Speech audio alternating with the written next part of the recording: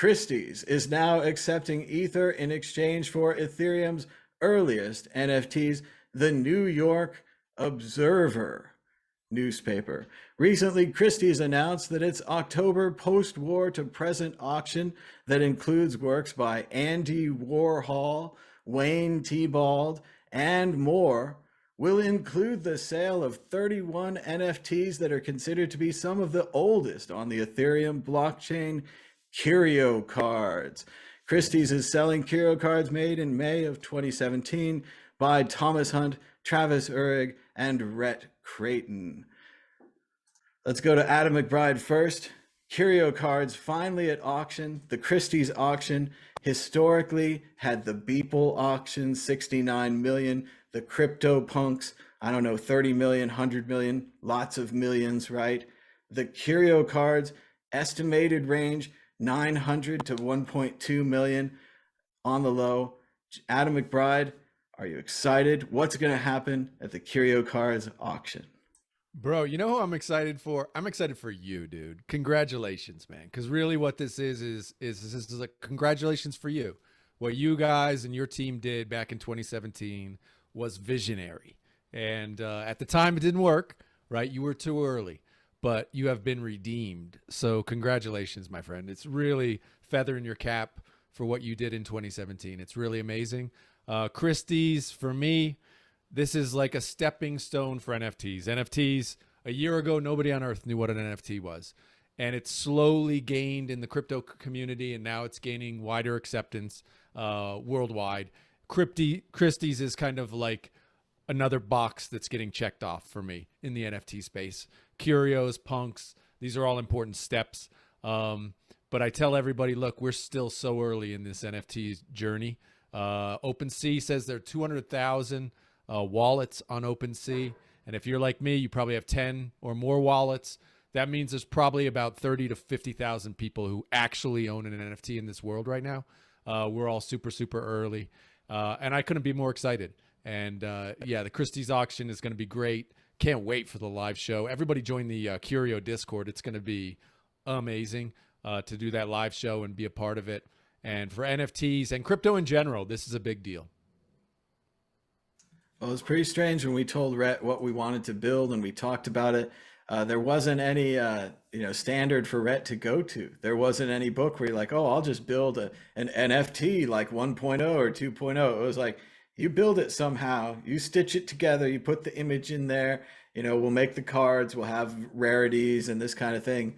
And all the ideas that we talked about on our early YouTube shows and other things are now commonplace. Everyone knows about the rarity. Everyone knows if there's a 1 of 1 or if there's a serial number or how many cards there are. And it's very strange to see those ideas that we tried to push on people and people laughed and they're like, yeah, I could right click and save that and all the things that everyone, is a joke now. Yeah, we had all of that early on. And that was like by VC people. They're like, I don't understand this. I have real baseball cards. This doesn't interest me. Josh Shigala, what do you think about Curio cards and the Christie's auction?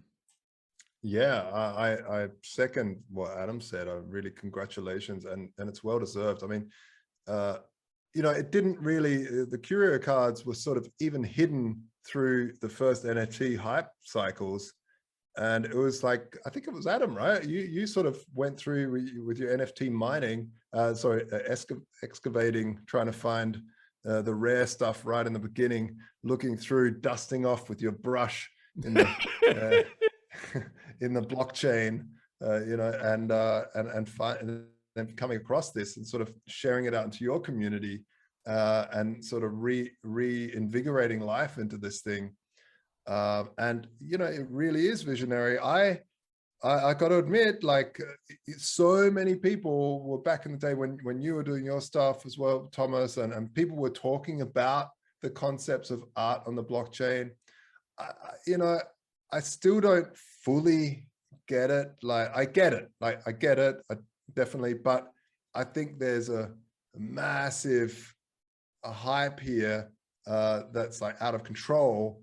But where I do see the future is if you're an actual artist who's getting work out there, there's an absolute value to saying that you own the resellable rights to an original Thomas Hunt artwork, and this is or an original X artist. So I definitely see that, and you know, really blown away that for me Christie's is kind of like, you know, Tesla accepting Bitcoin. It's that for NFTs. It's sort of a big step towards institutional money laundering. No, I'm just kidding. It's a step towards institutional investment into this space, and so yeah, interesting. It is a really big deal. I mean, everything I know about the auction house, I know from movies and popular culture. A lot of the artists who talked about how in art school, maybe they dreamed about posthumously being included in Christie's, and now they're getting to see it, you know, to have this kind of very serious auction book written where it's like nuts, Philippe, berries, Philippe. You know, it's just the weirdest thing to see these little titles that we worked on and these cards that we worked on together just become this huge thing. Yeah, Dan, Eve, or go ahead, Josh.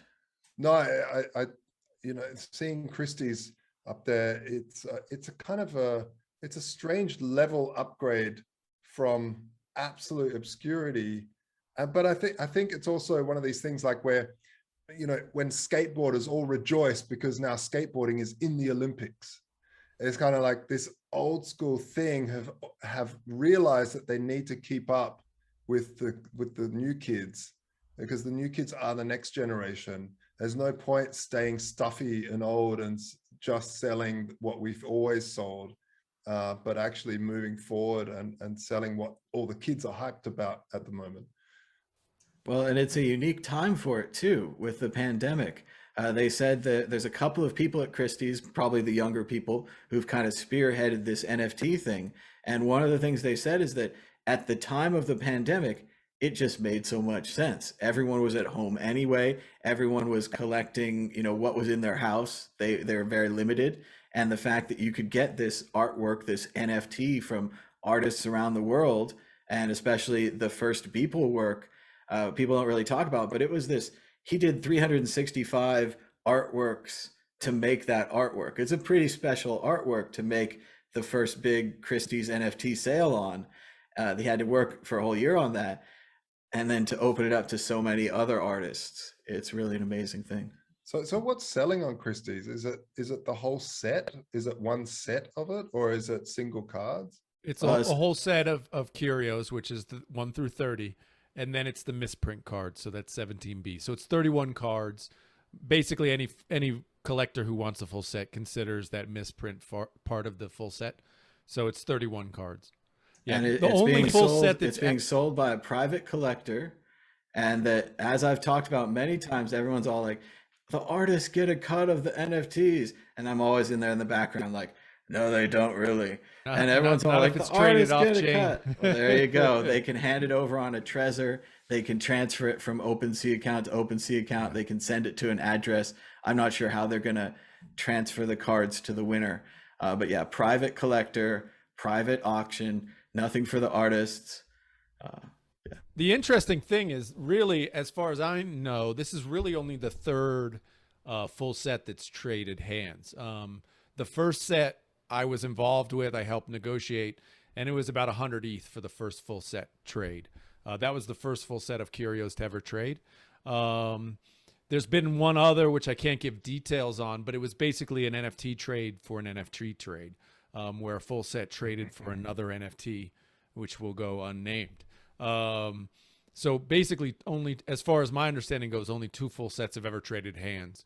So this will be the third, and obviously the biggest and widest media hype around it. So it's going to be great to see. And the full set itself is really interesting because cards 26, there's 111, and then card number 29, there was a fair amount, at 300 or something, but so many of them are locked up in this time lock contract that the markets on those are so thin that to actually get a full set is an accomplishment. But at the same time, I want to say that, like, when we designed these and such, we talked about collectors mechanics. We talked about, I wanted to do packs. We talked about all these ideas about rarities and magic and baseball and all the things we had. misprints, which again we didn't do on purpose, but we would have loved to have. Like Yeah, if we sure, could have, you didn't do it if on we could purpose. have Sure. purposely misprinted it, like we would have done it, because it fits into the whole card mentality thing. So it is very neat to see people collecting a full set and buying a full set. But again, this isn't like Voltron. The full set doesn't give you the power to get the lines together and form a magic suit. But maybe it does. I don't know. I've seen those people in the chat, in the Discord chat for Curio cards. They have this weird system you can verify that you own cards or something. And some people, again, just like we were talking about earlier with the Twitter NFT profile picture verification flex, some people have flexed their Curio cards and they can talk about being set owners because they're verified. So somebody else at Christie's will be able to join the chat with that little mark next to their name pretty soon.